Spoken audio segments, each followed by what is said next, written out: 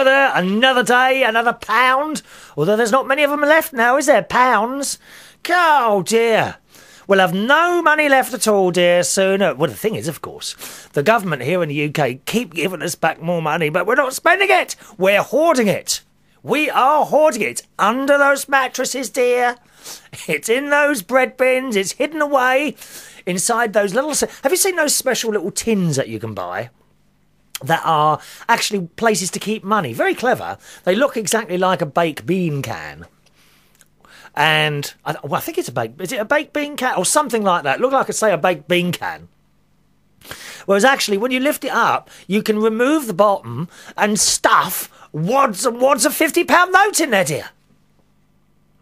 Now, I can see at this moment in time, young people across the world who have now rushed to their parents' food cupboard in search of those £50 or whatever you've got in your country notes. You're looking for those dollars, aren't you, eh? Are they hidden from your sight? Hello, a warm welcome along to you. My name's Chris Reardon. This is United Kingdom Talk, my 3 times a week talk show. Now, there's an email address if you want to join in. At any point, the email address is chris@unitedkingdomtalk.co.uk. chris@unitedkingdomtalk.co.uk. Now, I can't promise emails to come up really, really quickly.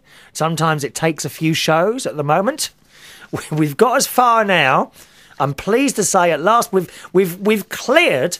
We have at last, I think, cleared the Christmas emails. So we're on to sort of the first couple of weeks of January now, and we should catch up now in the next show or so, I think. All right. Funny night last night, actually. Well, not a funny night. It was a very good night. DJing at Belushi's in Hammersmith. You know that's kind of my favourite place to work at the moment. And very good night with some of the youngsters and what have you. I'm not going to say... when you're working in a place for a long time, you get to know the customers. Some of them you form quite strong acquaintances with. And there's one lad in there last night. He's only 20. And he brought 2 of his mates in. They're all about the same age. And they're a lovely bunch of kids. In all honesty, they're a nice bunch of kids. But they are very young. And they got bits and pieces to learn at the moment. And last night, this particular one, and I'm not going to tell you who it is, because I know he now watches some of these shows. Not only does he watch some of these shows, but he watches some of these shows. Oh no, I better not say any more. No, because it'll give the game away. Okay. All right. And so he's in there last night, and they were teaching me, the 3 of them were teaching, because they think they're gangsters, you see. These 3 young lads, they think they're like big-time gangsters. They're only 20 years old. And they were teaching me these signs they do with their hands. And apparently, now, I've got to get this right. 1 minute now. I think that... I can't even do it. This... Because you know this, and it's like a rapper thing. And I remember Suko telling me about this about a year or 2 ago now, wasn't it, Suko? When you told me, you know those signs that the rappers make with their hands? I'm going to be very careful how I do it. Like, signs like this.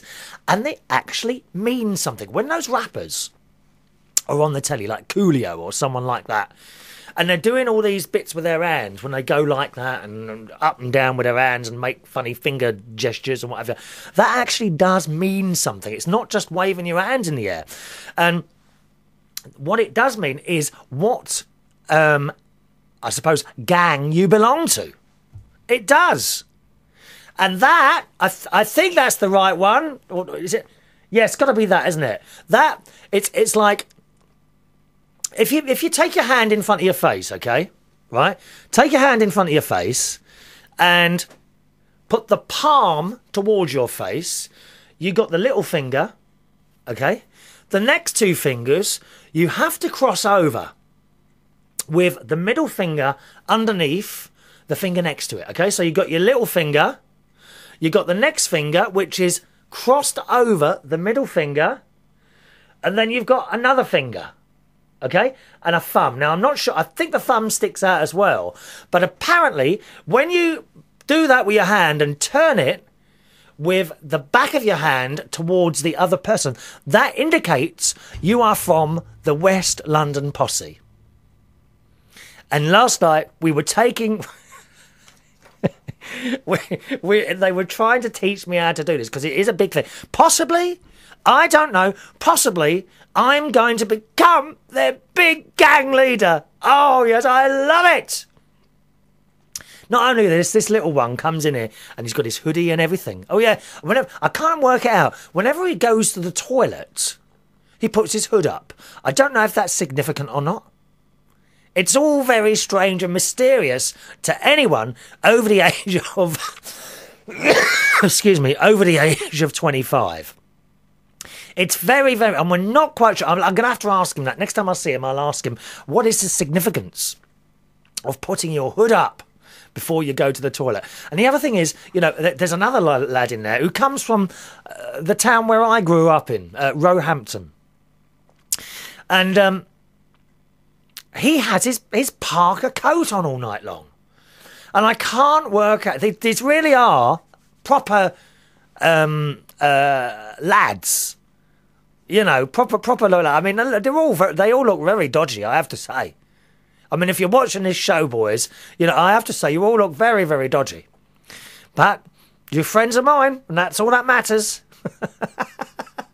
And this lad from Roehampton, he's always got his parka jacket on. And that place there, Belushi's in Hammersmith, it does get quite warm in there sometimes. And I can't work out why he doesn't take his coat off. And also, of course, the other part of the dress sense is the trousers have to be halfway down your legs. Yeah, they got that fashion as well. They usually spend most of the night looking at the young ladies in there and trying to get dodgy pictures of them. I saw what was going on the other night. One of them brought in this camera, and every time... terrible. Every time... You think I didn't notice this, didn't you? Every time a young lady or a lady walks past... Not all of them were that young, but that's a thing with straight boys, isn't it? You do fancy the older woman. Is that right? I think that is right, yes. Every time a girl walked past, he craftily flashed his camera to try and get a picture of their backsides. I mean, it's horrendous. You'll get in terrible trouble if you're caught doing that, you know. Of course, I mean, me standing in the corner DJ, none of my business, dear. I don't say a word to anyone. Honestly, he must have had a camera full of girls' bums by the time he got back. Don't think I did. The thing is, well, you've got to realise, if I noticed it, did anyone else? That's the problem. So be careful with the camera, lads. God's sake. Go and chat them up. So very, very funny in there last night. I came away. And then at the end of the night, I finished at 2 o'clock last night, and that's when it went wrong, you see. First of all, my manager is going skiing. And he was going early the next morning. They were picking him up from his flat in Kew. Lovely flat he's got in Kew. Anyway, he said, do you want to come round for a cup of tea afterwards? Because I haven't seen the flat yet. So I said, yeah, okay. So went round to his flat in Kew. And his other half is there as well. And on goes the kettle. And we sit there drinking tea. And also I purchased... on the way, well, he purchased me a small little carton full of chips to eat with my tea. So we sat there, got to his place around about 2:45, I suppose, and we sat there till 4 o'clock talking. And I was a bit tired by now, so then I left.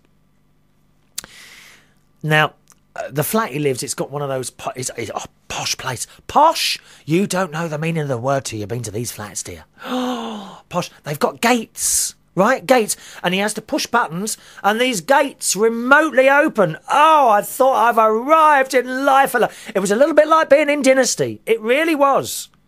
The gates opened slowly, and my car entered the accommodation, and it's really nice. As I say, it's in Kew, which is in London. Actually, I'm not sure if it's Kew, because it's on the other side of the bridge. Kew's kind of on one side. Then you've got the River Thames with a bridge going over it, Kew Bridge, okay? And then it's Chiswick. I don't know, actually, if it's classed as Kew or not. Anyway, this development of flats is right on the river. You see, so you get out of the car, and you know when you're near water, you can smell it, can't you? Oh, it's beautiful. Beautiful, beautiful smell. So Went upstairs, had the tea and all this, that and the other. So 4 o'clock comes and that's it. I get back in the car and off I go. And as you approach the gate, he said to me, as you approach the gate, it will open automatically. Okay, fair enough. So I'm coming up towards this gate and there's a line just before the gate and it says stop here. So I stopped and I waited. Nothing. Not a thing. So then I looked around and I saw a button on the side of the wall and it said press to exit. So I pressed this button. Nothing. Not a thing, dear. Not a thing. So I walked round the other side and I thought, oh, how's this blooming gate open? I'm stuck there now. You know, 4 o'clock in the morning. Nothing happening. So I then went to the gate and give it a little tug. Nothing. Went back to the car, picked up the phone and rang. I thought, I hope he's still got his phone on and hasn't gone to bed. Well, fortunately, he did have. I said, this gate's not open. He says, oh, you've got to get really close to it and then watch out. You've got to reverse again. Oh, right, okay. So I got back in the car. I must have edged forward no more than another couple of inches. And the gate started to open. Oh, it's marvellous. Marvellous going through those motorised gates. And I quickly pulled the car back a bit. Sorry, I got a cough today, haven't I? Excuse me. And off I went. So drove all the way home. Got home about 5 o'clock in the morning. So it takes about 45 minutes from there. It was quite cold on that morning. Put the car in the garage, locked the car door, and as I walked past it to close the garage doors, I noticed something on the back seat. I opened the door and I thought, oh no, he's left his ski trousers on the back seat. And I'll be absolutely honest, I thought, oh, that's all right, it'll be all right with a pair of jeans. I didn't actually look in the bag. Came back inside, came into my house, made a cup of tea, made a little sandwich, just a bit of bread and butter, put the telly on, watched the telly for a while.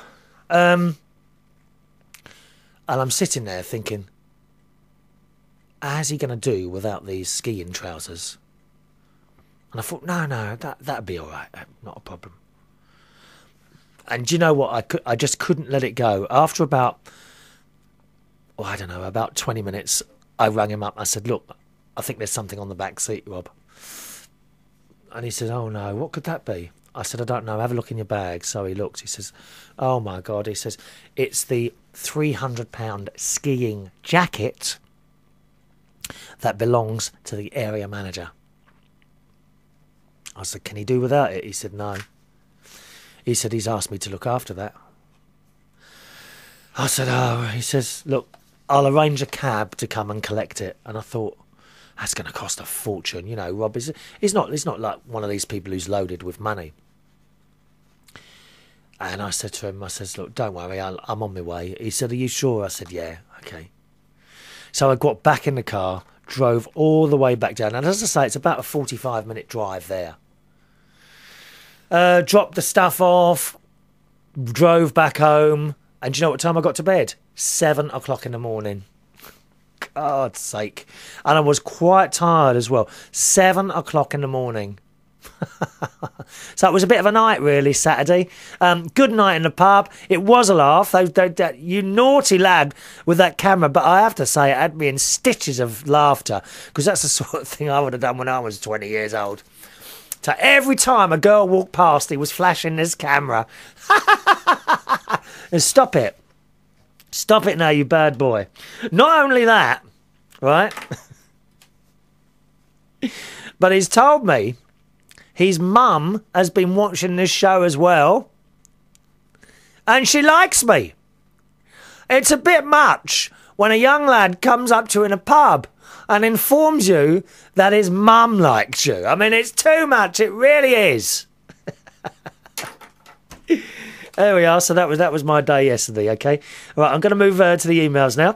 The email address, chris@unitedkingdomtalk.co.uk. All right, chris@unitedkingdomtalk.co.uk. Oh, incidentally, behind me today is Do you remember the hyacinths I told you I planted way back in September, October? Look at this. It's come right up now. It must be one, two. It's about 6 inches long. And the flower is coming up in the middle. And I don't know if you have hyacinths wherever you are, but they've got the most beautiful aroma when they flower. Really nice smell. Isn't it a shame, when flowers bloom like that? I also like freesia. Little flower called a freesia. But you only get the aroma for a few days, don't you? And then they all becomes part of the circle of life once again that we were talking about on Saturday's show, wasn't it? Eh? I think was it Saturday's show? It was Saturday's podcast. I beg your pardon. Saturdays. It depends what time, of course, you're listening to the show. I should have said 2 shows ago. 2 shows ago.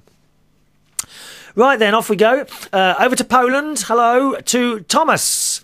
Our mate Thomas in Poland. I have no time to write long emails, he says. I wanted to let you know that I still listen, even if lagging behind about 50 shows. My God, how are you going to catch up 50 shows? How on earth are you going to catch up? He says, I have to admit, I haven't watched any of the shows, have had no time to spend an hour on staring at the screen. I'm a very, very busy man lately. I podcast your show and many others from the BBC, but yours is the only one which I listen to now. Oh, really? What, you are listening to this in preference to the great BBC? Can't believe it. He says, for me, and it's always nice to get comments like this. It's been pointed out to me more than one occasion that I don't actually accept comments like this very easily. I don't know why. I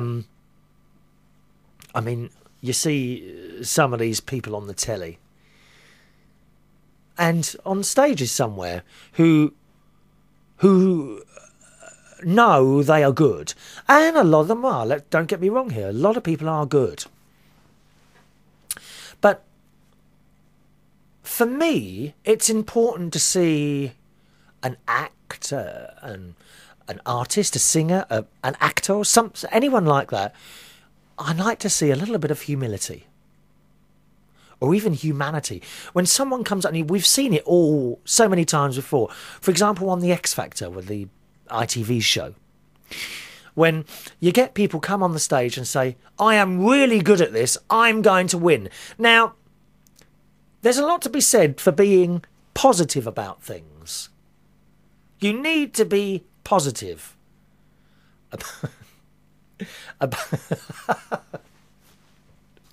James Dean is laughing his head off now.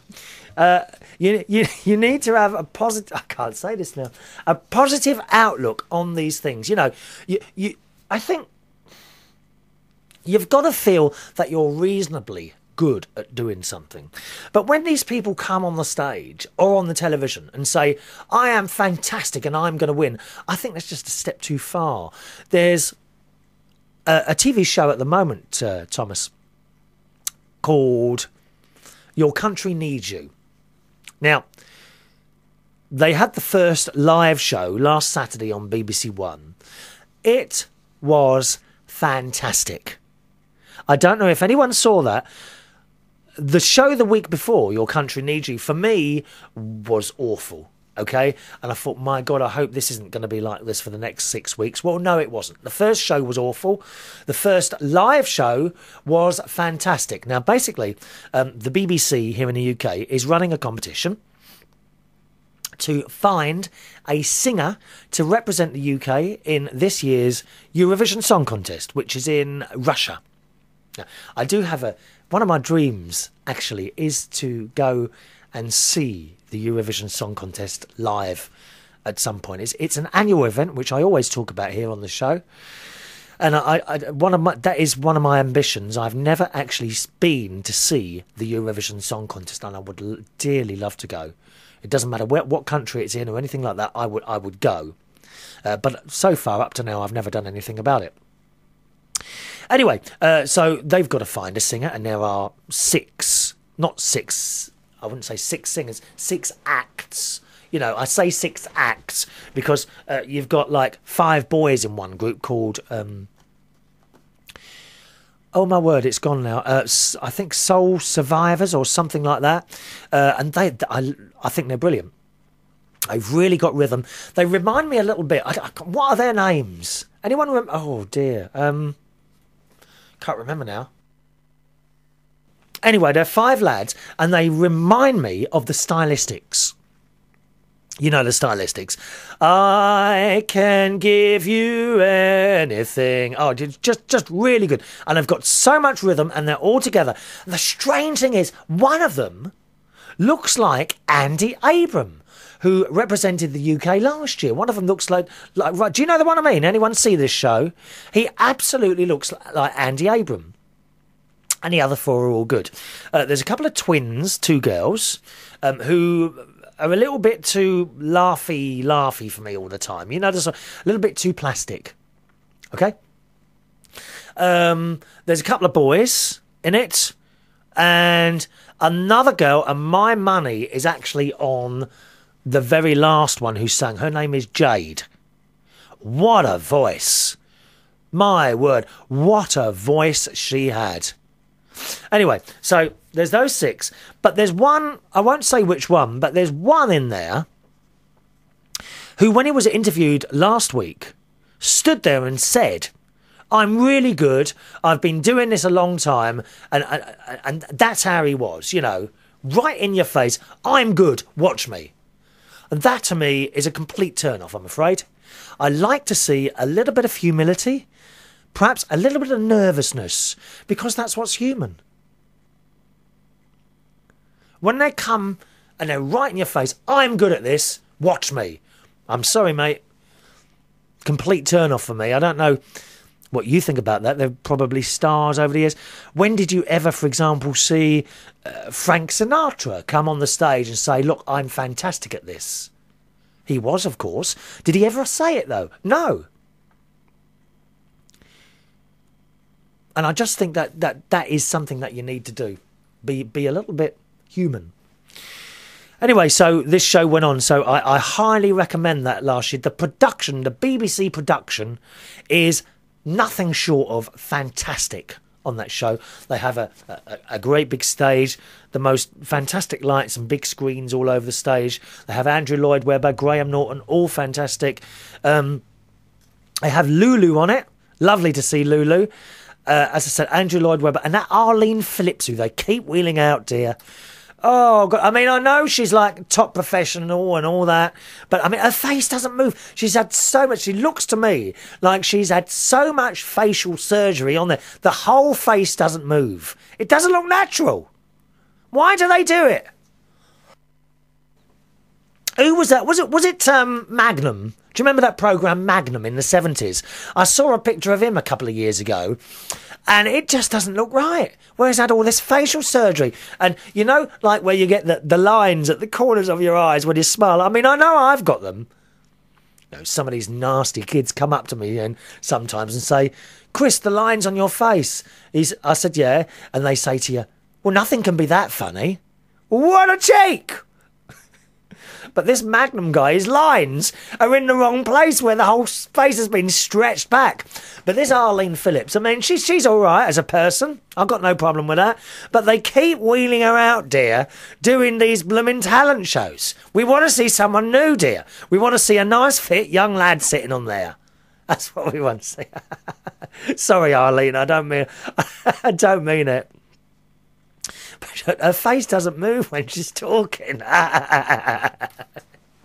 Oh, we love it. Sorry, let's get back to this then. Let's get back to this email. So if you're in the UK, do give that a try, okay? Saturday night, BBC One, Your Country Needs You. Andrew Lloyd Webber is just hilarious.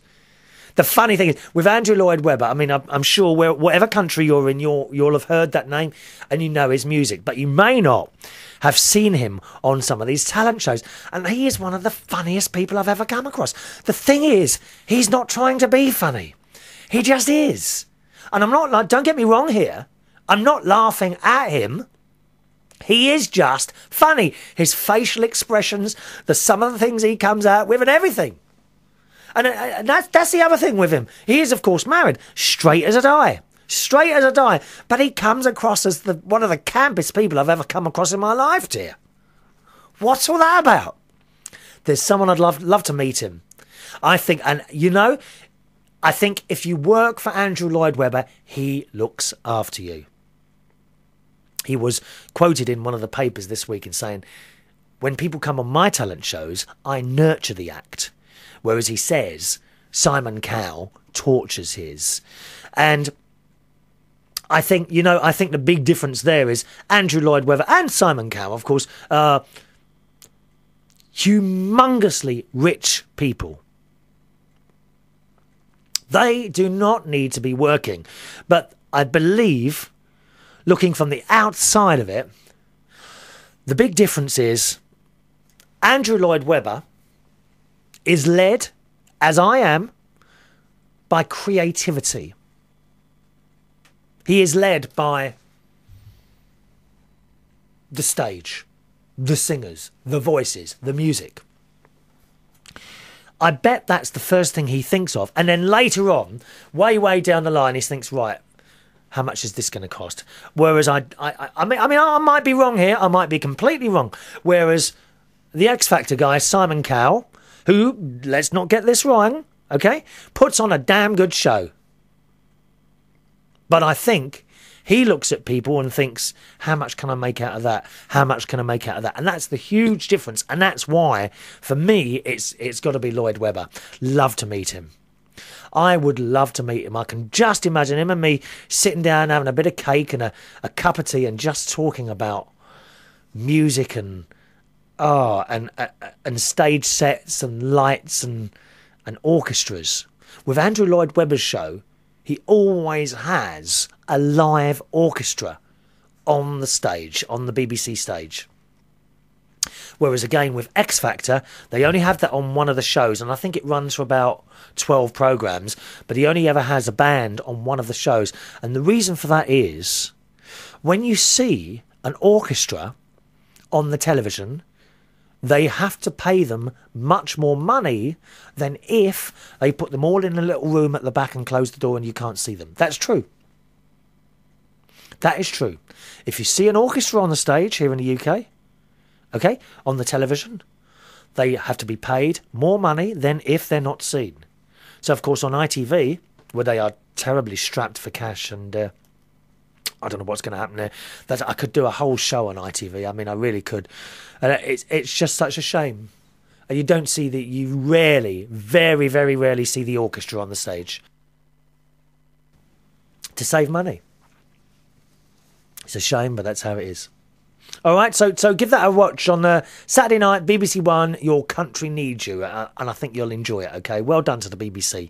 Fantastic show, great graphics and everything. Thomas goes on to say, for me, you are the best understandable person from the whole lot. What, more than the BBC?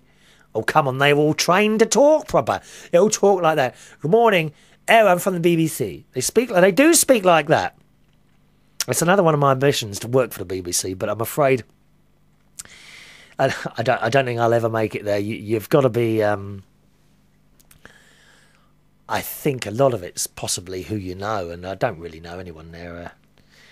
Whether the phone would ever ring one day and say, "Oh, hello, it's so and so from BBC," they speak very poshly. They speak very posh. "Hello, it's so and so here. We've heard your show. Would you like to come and do one for us?" You know, it's something that you dream about. It does happen, doesn't it? It does happen. Thomas says, "I'm not gay. But apart from that, I see that we are alike.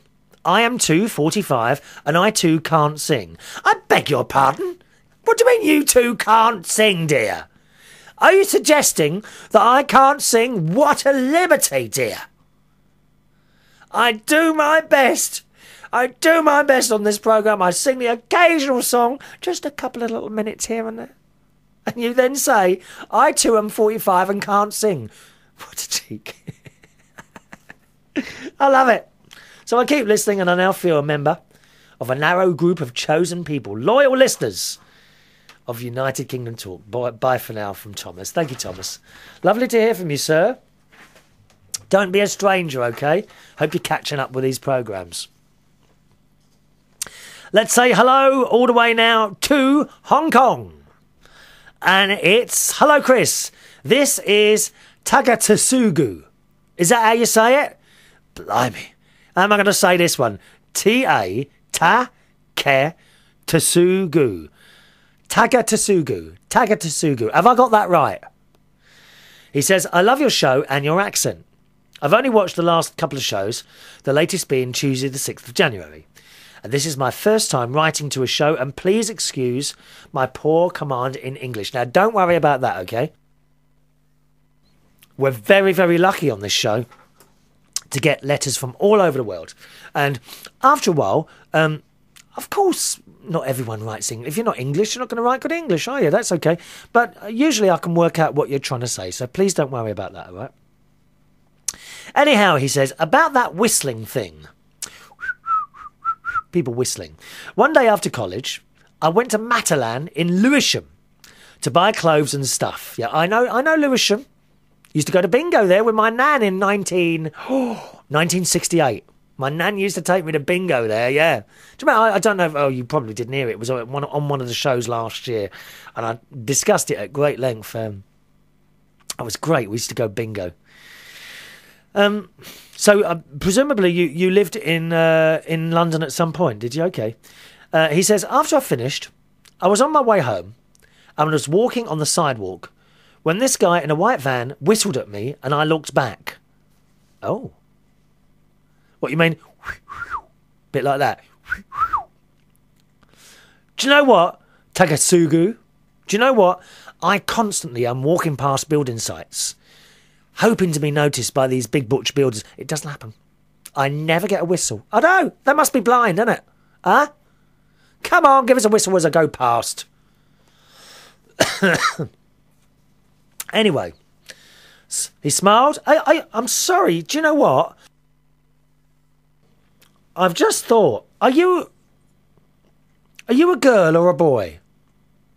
Because I'm really sorry to have to ask that. Because I don't know your name. Tasugu, but the way you're talking it, I think you might be a girl. Takasugu. Takatasugu. Takatasugu. I don't know if you're a girl or a boy. I'm really sorry. Is that a girl's name or a boy's name? You have to write back and tell me. Anyway, I was on my way home, walking along the sidewalk, when a guy in a white van whistled at me, and I looked back. And smiled or something, and he winked back. Did he do a wink? Like that? A little wink. And he kept following me. But he drove off because there were other cars behind. But what was I supposed to do? Go and say hi? Go in the van with him? No, you don't do that, my darling. Don't get in the van with strange men. Leave that to me. I'll be straight in that van. No, you should not get in the van. Good God, no. Tackett says, and the new shirt, it looks good on you. I want it now, but I'm now in Hong Kong. What are you doing over there then? Huh? Thank you very much. Tackett. I'll call you Tackett. Is that all right? Is that Tackett? Is that short for Tackett Tasugu? Tackett. That's quite nice. That's a nifty little name, that Tackett, isn't it? Thank you very much, all right? Okay. Hello to Susan, our cat lover. It's my mate Susan. She says, first of all, I'd like to know if you received either of your packages yet. Yes, I have. As you know, Susan, one is downstairs.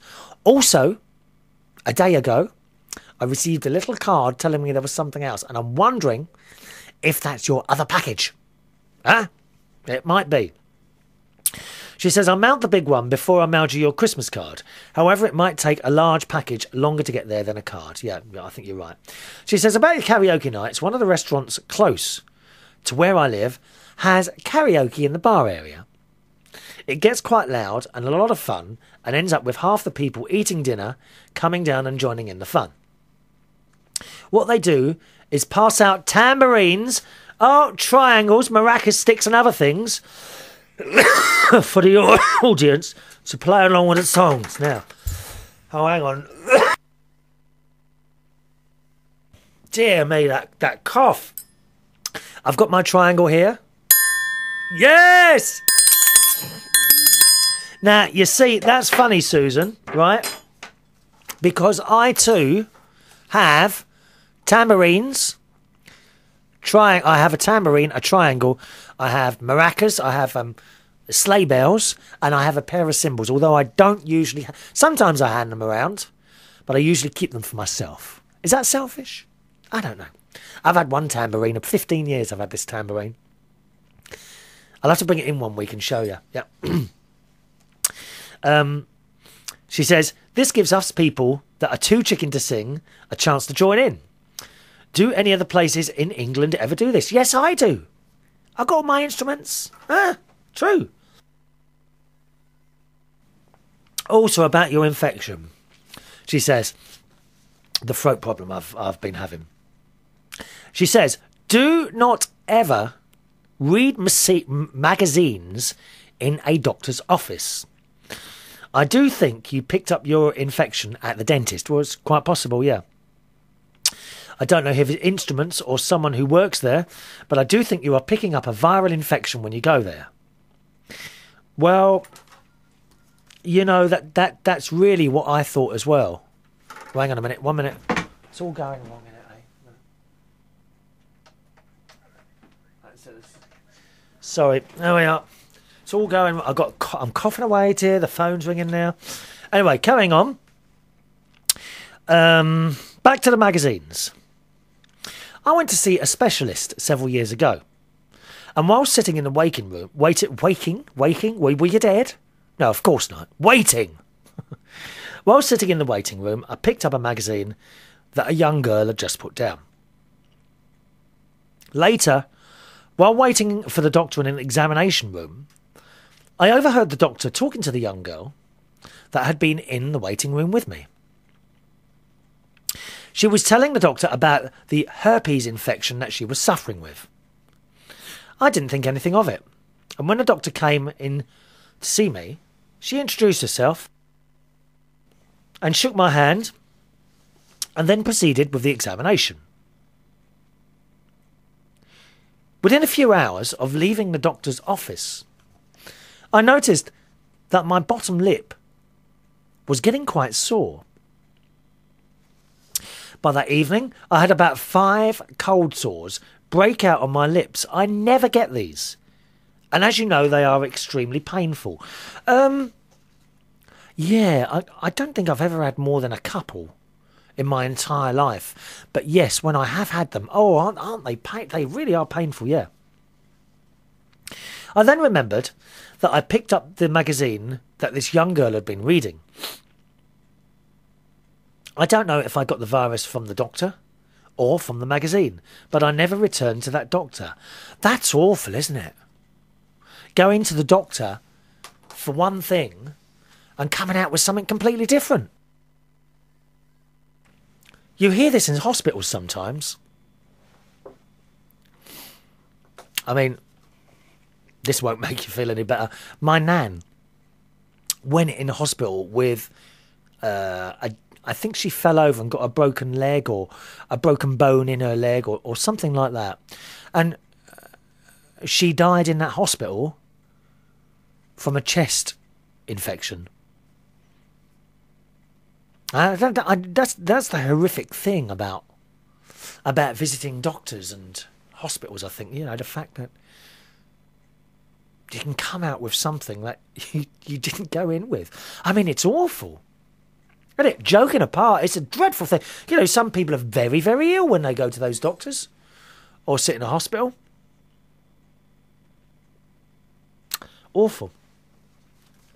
Susan says, I've never had an outbreak like that since.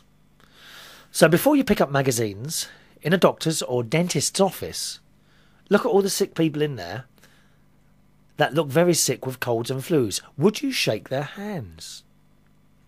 Yet you pick up a magazine that has probably been handled by 20 or 30 sick people. Bleach is the only thing that will kill most viruses. Most of them just have to run their course. I've decided, now that I've read what you said about the bleach there, Susan, after I finish this show, I'm going to have 3 bottles straight away, darling. Straight down my throat, my love. Also, I'm going to put in my 2 cents about your dentist. I think you should find another one. I think he is milking you for your money. I also don't like the fact that you got this infection after seeing your dentist. I would not tell the dentist that you're not going to get a second opinion. I would just find another one. Hope you're feeling better and have a nice day. Thank you, Susan. Well, have already done it. Have already found another dentist, an NHS dentist, who, and if I can explain, Susan, NHS dentists, the money you pay them is capped by the government. So it does work very well. Not that the money is an issue, okay? I don't mind paying for health. If I'm ill, if I could go somewhere and pay X amount of money and have it sorted quickly, I would do that. I'm very lucky to be in that situation. Not everyone is. Of course, not everything's curable. So, I mean, that's one of those things. But yes, I'm a great believer. If you've got the money, or you've got a bit of extra money, then spend it on your blooming health. What's the point in having all these things around you, you know, buying gadgets, this, that and the other, and then saving money on your health? Now, you know I'm a bit tight when it comes to myself. But if it's anything to do, have you ever heard me saying I'm saving money on the dentist or anything like that? Or I'm going there because it's cheaper? No. Very important. Another email from Susan a couple of days ago, who writes, I'm sorry to hear about Tiny's death, my cat. We will all miss her very much. Yeah, she did feature on the show quite a lot, really, didn't she, one of my cats? She was a wonderful cat and very beautiful. Yes, she was. She was a miserable cat. She really was. As I've said before, only allowing you to pick her up for a minute, not even a minute sometimes, before she started growling. She didn't like all the fuss. But nevertheless, for 20 years, for more than 20 years, she was part of my life. She will always live on in your memories and in your heart. Yes, she certainly will. She knows you loved her and gave her a very good home. I'm so sad to hear this news, though. Take care of yourself and give Katie plenty of comfort. She will be lost without Tiny and will grieve more than you will. I've gone through this myself, so I know you're devastated. All our sympathy. That's from Susan. Thank you, Susan. Katie, you know, I've got to say,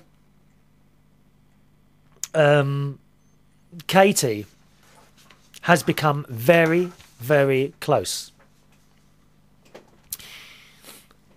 The asthma thing, the allergy to the cats, has stopped. Don't know why. It's still there. It's still minor. Possibly that's where this cough is coming from today.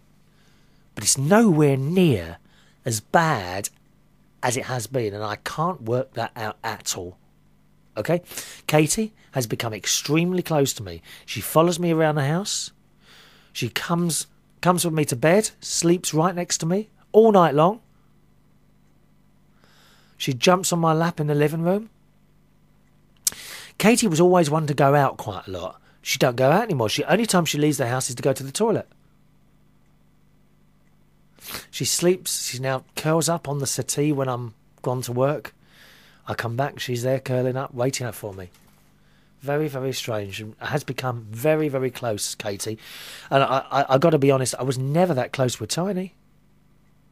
But then she didn't want that. Lovely, isn't it? Okay, onward. On we go. Millie in Minnesota. Hello, darling. Who says... Millie says, because I reckon Millie hides behind a smile. Millie doesn't mind me reading her emails out. And I've just seen your email address, which I won't read out, Millie. That's hilarious.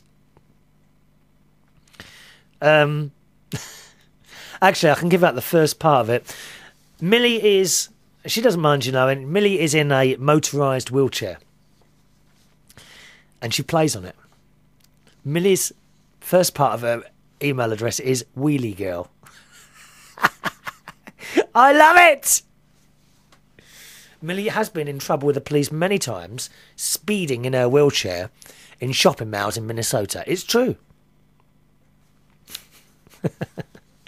Millie says, you're correct when you say I tend to hide behind a smile just like you.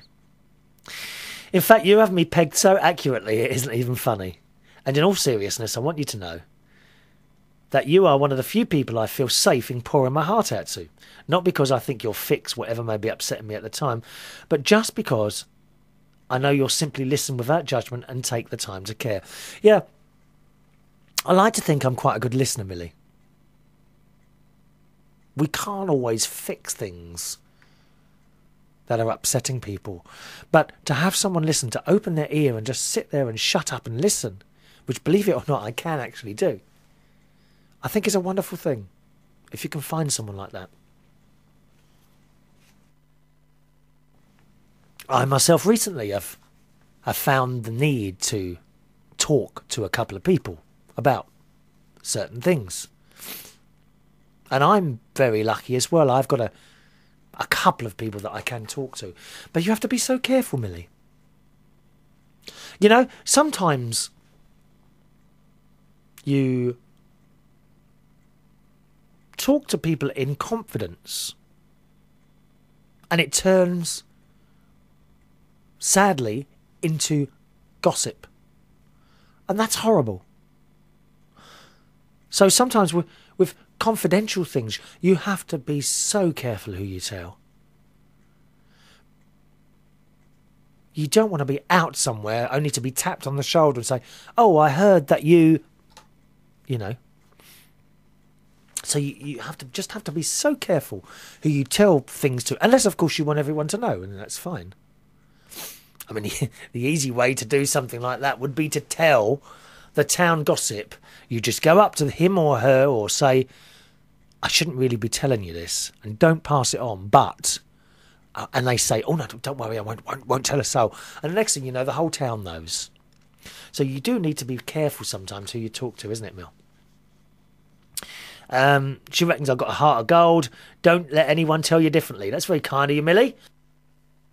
She says, if anyone hurts my Chris, I'll mow 'em flat with my motorised chair. He won't be able to move when I'm through with him. You're a dangerous character, Millie. Here, maybe you can get a wheelchair with, like, rockets on either side.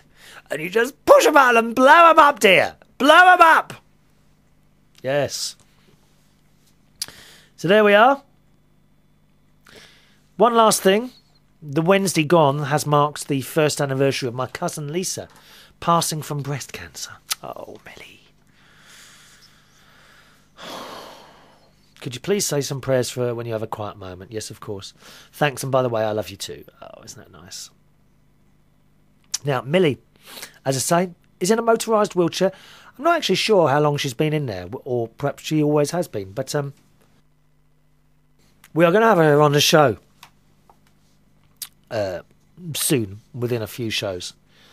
And I wondered if you've got any questions at all for someone who's in a motorised wheelchair about their life, perhaps how they got there, anything like that, then send them in. Millie's prepared for all of it. She writes here, when you get me on the show, nothing's off limits. You can ask me any questions you want. I mean it. Okay? We're very, very lucky to have someone come in and say something like that.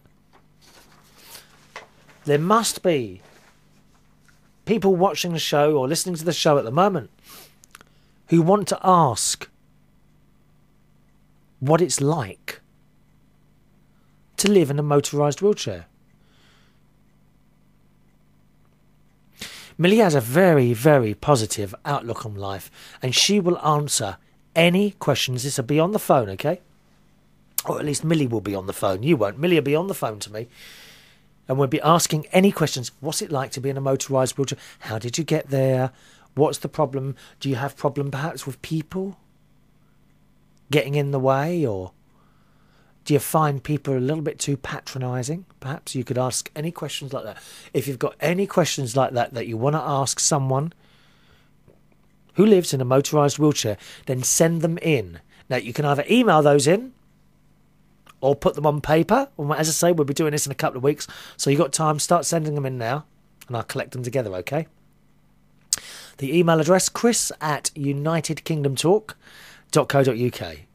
chris@unitedkingdomtalk.co.uk. The postal address is, if you want to put pen to paper, you can't get to an email, that's all right. You've still got time to send in your questions, okay? The address is Chris Reardon, United Kingdom Talk, P.O. Box 4073, Bracknell, Bracknell,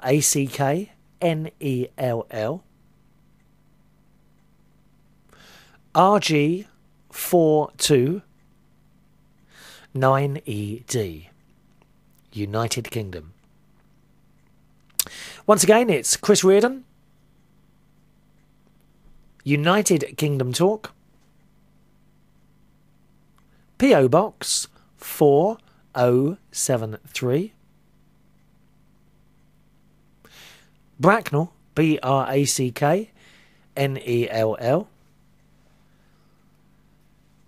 RG 429ED, United Kingdom. All right, there you go. All right, onwards. Hello to Joe from AmericanTalkUSA.com, and Joe writes,